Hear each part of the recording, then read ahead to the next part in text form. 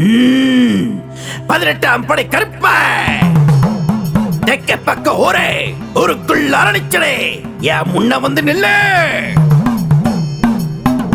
18ஆம் படை கருப்பசாமியை குலதெய்வமாக கொண்ட பெண்மணி ஒருவர் வேகமாக முன்னே வந்து சாமி என்று பணிவோடு மார்த்தாண்டத்தை வணங்கினார். உன் மனக்குறை என்னன்னு எனக்கு தெரியும்.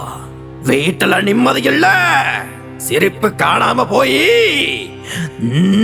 நாள் கணக்காச்சு.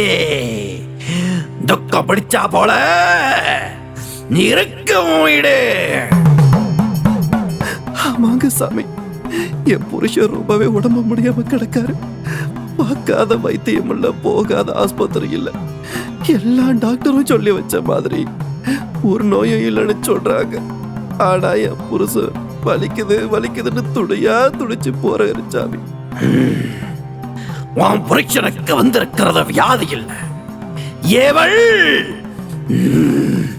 உன் பங்காளிகளை ஒருத்தன் உன் புருஷன் மேல ஏவலை ஏவி விட்டுருக்கான்